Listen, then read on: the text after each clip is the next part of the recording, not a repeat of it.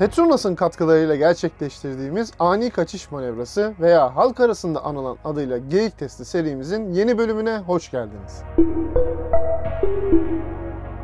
Serimizin bugünkü konuğu yerli üretim modellerden Hyundai i20. 1 litre hacimli benzinli motorla donatılan araç yaklaşık 1300 kilogramlık boş ağırlığa sahip. Ayrıca 16 inç çaplı jantlar ve 195'e 55 R16 ölçülerinde Pirelli Cinturato P7 lastiklerde donanımda yer alıyor. Test sırasında hava sıcaklığının 20 derece olduğunu da belirtelim.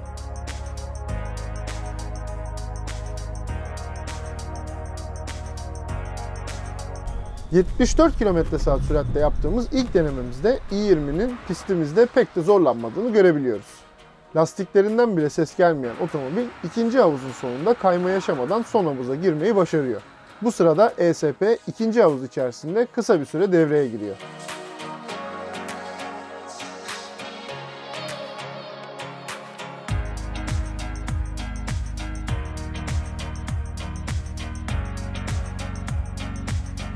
...79 km/saate çıktığımız ikinci denememizde lastikler ses vermeye başlıyor.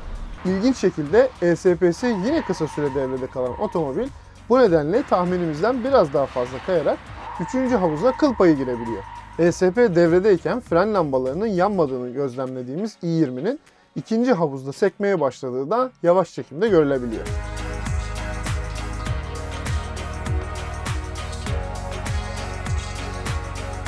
Hızımızı 83 km/saate yükselttiğimizde sınırlar belirmeye başlıyor. ESP'nin daha sert müdahaleleriyle ikinci havuzda çok daha bariz şekilde sekmeye başlayan i20 bir kere daha 3. havuza kıl payı ulaşıyor. Fakat buraya giriş için gereken açının biraz fazla dik olması son havuz içerisinde de kontra gerektirdiğinden ESP'ye bir kere daha ihtiyaç doğuyor ve bu arada son kukamız devriliyor.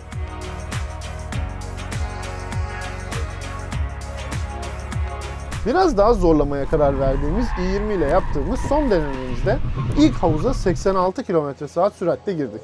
Dinamiklerinde adeta bir geriye dönüş yaşayan i20 bu defa ikinci havuzda çok sekme yaşamadı. ESP de yine sadece ikinci havuzda devreye girdi. Fakat bu sefer süratin getirdiği kinetik enerji lastikleri alt etmeyi bildi.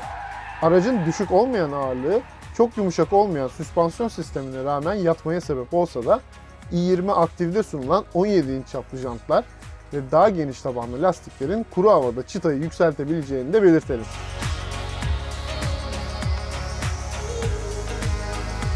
Hyundai'nin Türkiye'de ürettiği i20'nin geyik testlerini de böylece tamamladık. Sıradaki testimizi kaçırmamak için kanalımıza ve sosyal medya hesaplarımıza abone olmayı unutmayın. Hepinize iyi sürüşler.